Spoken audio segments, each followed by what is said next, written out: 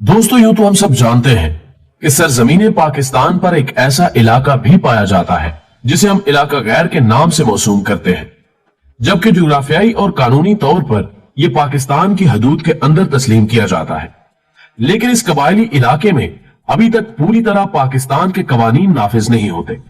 लेकिन हमारे बहुत कम दोस्त इस हकीकत से आशना होंगे कि हमारे पड़ोसी मुल्क भारत के पास भी एक इलाका ऐसा है जो कि बज़ाहिर इस कलमे रू में शामिल है, लेकिन वहां पर एक ऐसा कबीला आबाद है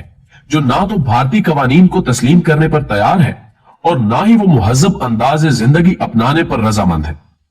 बल्कि इस कबीले से ताल्लुक रखने वाले लोगों का तर्ज जिंदगी इस नोयत का है कि जिसको देखते हुए बजा तौर पर कहा जा सकता है कि वो उन जंगली कबाइल से ताल्लुक रखते हैं जिनकी कहानियां आज की 21वीं सदी में सिर्फ किताबों तक महदूद है। आज की इस नशिस्त में आपको यह जानकर हैरत होगी कि तारीखी रिवायात के मुताबिक उस जजीरे पर गुज़श्ता 16,000 साल से इंसानी जिंदगी की अलामात मिलती हैं।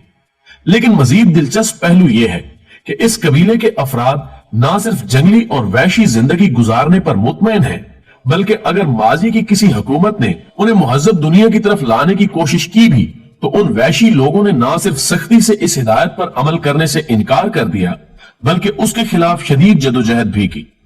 लेकिन वहशत की इस दुनिया में कदम रखने से कबल हम हमेशा की तरह अपने इस काफिले में शामिल होने वाले नए साथियों से दरखास्त करेंगे कि वो वीडियो देखने से कबल एक दफा चैनल को सब्सक्राइब करते हुए साथ मौजूद ना बजने वाली घंटी को भी बजा दें, ताकि हमारी आने वाली आइंदा वीडियो भी तसलसल के साथ आप तक पहुंचती रहे। मोअज़्ज़िज़ ख़वातीनो हज़रात, अंडमान का ये अजीबो गरीब जजीरा जो कि 36 किलोमीटर पर मुहित है का ज्यादातर रकबा अगरचे भारतीय सरजमीन का हिस्सा है, लेकिन इसका कुछ हिस्सा थाईलैंड और बर्मा के पड़ोस में होने के नाते वहां की हुकूमतें भी इसकी मिल्कियत की दावेदार हैं। इस जजीरे पर जहां दीगर घने दरख्तों की बहुतात है, वहां इस जजीरे पर मिर्जान के बागात भी इसके हुस्न के जामिन है, जो कि तकरीबन 5 से 8 किलोमीटर के इलाके पर फैले हुए हैं। लेकिन इस जजीरे की इनफरादियत ये बागात नहीं,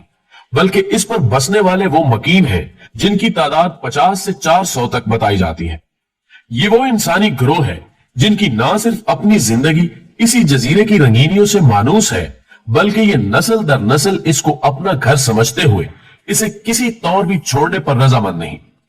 यही नहीं, बल्कि इन लोगों के अपने रस्म रवाज हैं जिनको ये अपनी जिंदगी के कवानीन समझकर उन पर अमल पैरा है। नाज़रीन मोहतरम, अगरचे ये मुमकिन तो नहीं लगता कि आप कभी इस इंसानी बस्ती में कदम रखने की जहमत कर सके, लेकिन अगर सुए इत्तेफाक ये मुमकिन भी हो जाए तो आप वहां पर उस इंसानी कबीले को देखेंगे जिसके अफराद काली रंगत के हामिल हैं और उनके अजसाम भी मुहज्जब लिबास से कतई तौर पर बेगाने हैं। ये लोग अपने हाथों में नेज़े उठाए आपको एक अजूबा तस्वर करते हुए हमले की गरज से आपकी तरफ लपक भी सकते हैं, और अगर आप इन्हें इनके इलाके में आने का मकसद समझाने की कोशिश भी करें तो लाहासिल होगा, क्योंकि ये लोग किसी भी मुहज्जब जुबान से नाआशना है। दोस्तों, एक सर्वे रिपोर्ट की रोशनी में 2001 में इस जजीरे के मकीनों की कुल आबादी 117 नफूस पर मुश्तमिल थी,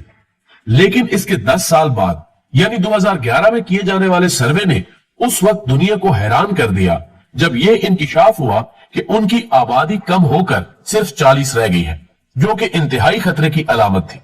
जिसकी वजह से भारतीय हुकूमत ने इनकी नस्ल को बचाने के लिए कोशिशें की कि इनको मुहज्जब दुनिया में आने पर आमादा किया जा सके। और जब इस मकसद के लिए भारतीय हुकूमत की एक टीम ने इस जजीरे का दौरा किया तो उन्हें अपनी जान के लाले पड़ गए, क्योंकि वो लोग ना तो उनकी जुबान समझते थे, बल्कि उनको अपना दुश्मन ख्याल करते हुए इन पर हमला आवर भी हुए।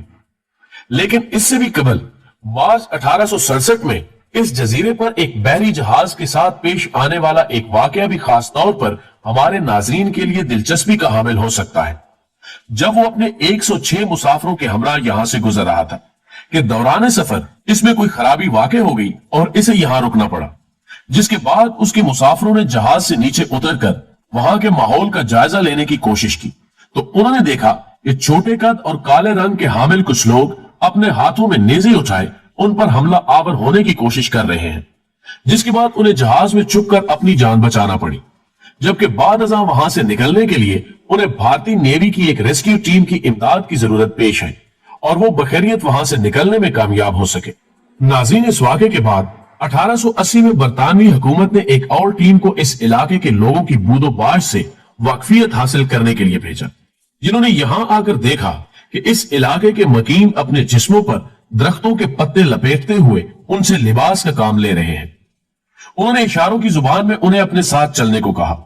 لیکن اس وحشی قبیلے کے لوگوں نے نہ صرف ان کے ساتھ چلنے سے انکار کر دیا بلکہ ان پر حملہ آور بھی ہوئے،